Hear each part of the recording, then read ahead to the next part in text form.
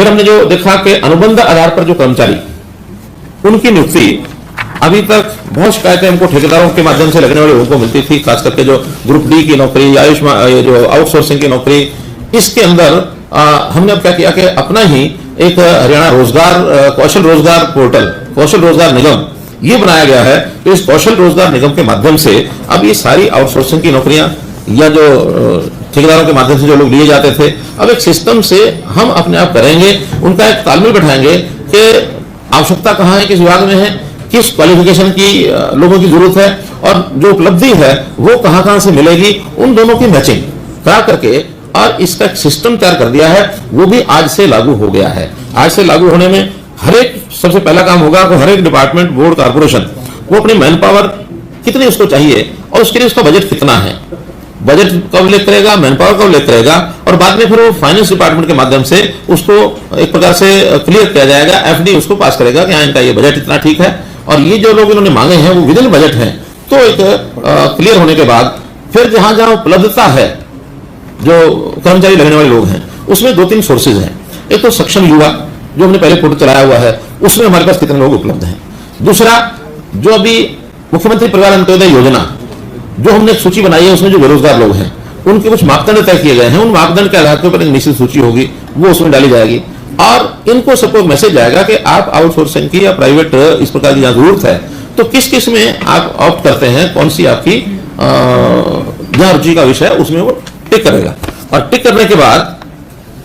कितने लोग टिक होते हैं, जो जो क्वालिफिकेशन के लोग मांगे गए हैं इनको और उनको मैच किया जाएगा। जिस किसी में इन निश्चित सूची में से लोग नहीं मिलेंगे, ऑप्शन लेने वाले कम रहेंगे, तो वो जनरल पब्लिक में भी उसको प्रचारित किया जाएगा, वो भी ऑप्ट कर सकते हैं। क्योंकि हमारी प्राथमिकता ये है कि खास करके आउटसोर्सिंग की जो प्राइवेट नौकरियां हैं या जो कच्ची नौकरियां इसको कहते हैं, ये नीडी आदमी को पहले मिले, जो नीडी है उसको मिले। नीडी लोगों की लिस्ट एक बनी हुई है, उसमें से नहीं मिलते तो फिर उसके अलावा भी, क्योंकि इसमें मुख्य रूप से इनकम क्राइटेरिया भी हमने रखा है कि जिनकी इनकम कम है ये विशेष तौर पर उनको ऑफर की जाए। क्योंकि सरकारी नौकरी वैसे तो है नहीं कि हमने इसका कोई एग्जाम लेकर के उसके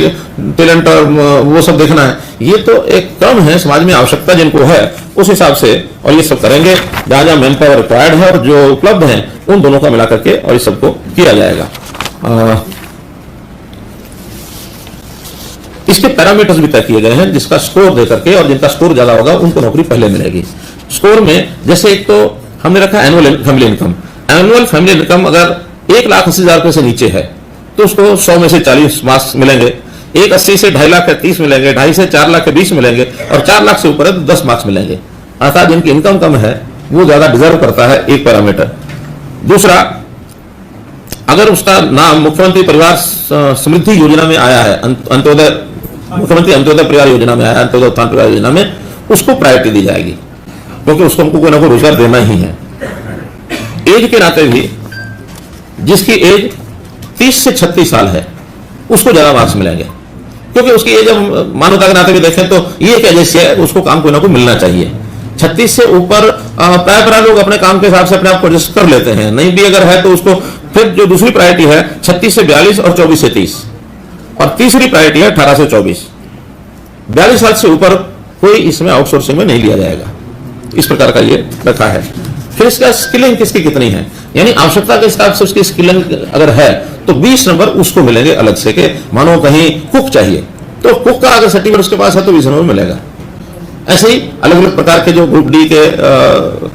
जो भी काम रहते हैं उन कामों का हम स्किलिंग सर्टिफिकेट ये भी शुरू करने वाले हैं। कईयों को शुरू कर दिए हैं, स्किल डेवलपमेंट डिपार्टमेंट ने, हरियाणा स्किल डेवलपमेंट मिशन ने उन्हें सर्टिफिकेट कोर्स 3 महीने के सब चीजों के शुरू किए हैं, क्योंकि आगे जिसको भी काम करना है उस काम का उसका थोड़ा बहुत ट्रेनिंग ये उसकी होनी चाहिए। वाटर कैरियर है, पीएन है, उसकी भी ट्रेनिंग होनी चाहिए। तो ट्रेंड चाहे थोड़ी ट्रेनिंग हो, इस प्रकार की ट्रेनिंग के 20 मार्क्स उसके ये मिलेंगे। अगर वो कॉमन एलिजिबिलिटी टेस्ट जो हमने वन टाइम टेस्ट कहा है वो उसने पास किया है, उसके अंदर उसकी मेरिट है लेकिन सरकारी नौकरी तो प्राप्त नहीं कर पाया, वो उसके नीचे अगर स्कोरिंग बची है वो जाएगा तो 10 मार्क्स उसको अलग से मिलेंगे। सोशियो इकोनॉमिक क्राइटेरिया, विडो है, फादर एक्सपायर्ड है, जो हमने 5 मार्क्स उसमें रखे हुए हैं वो 5 मार्क्स इसमें भी उसको दिए जाएंगे। तो कुल मिलाकर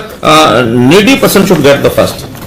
ये इसके पीछे हमने आधार रखा है। तो हरियाणा कौशल रोजगार निगम ये पोर्टल आज से चालू हो गया है। आज से सभी डिपार्टमेंट्स, बोर्ड, कॉर्पोरेशन को लिख दिया गया है कि उनकी जितनी रिक्वायरमेंट है वो पहले क्वालिफिकेशन के आपसे डालें और फिर एफडी उनको क्लियर करें। एफडी के क्लियर करने के बाद 7 दिन के अंदर मैचिंग करके उनको लिस्ट दे दी जाएगी कि आपके लिए ये नाम जो है निश्चित किए गए हैं जो आपके नौकरी पर आएंगे। इसमें कोशिश ये रहेगी कि जो व्यक्ति जिस जिले का है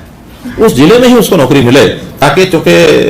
बहुत बड़ी राशि तो उनको मिलती नहीं है, बाहर जाएंगे तो उनके खर्चे ज्यादा बढ़ेंगे, तो नियरेस्ट पॉसिबल उनको मिले, उसकी भी कोई प्राथमिकता हमने तय की है। ईज ऑफ डिप्लॉयमेंट, तो ईज ऑफ डिप्लॉयमेंट में अगर जरूरत हमें सिरसा जिले में है तो सिरसा का व्यक्ति होगा तो उसको ज्यादा नंबर मिलेंगे, उसमें अगर आसपास के जिले का होगा तो उसके 5 नंबर कम हो जाएंगे, फिर भी उसकी और योग्यता ज्यादा है दूसरी चीजों में तो वो कंप्लीट कर पाएगा। हाँ, ये हो गया हरियाणा रोजगार कौशल निगम। फिर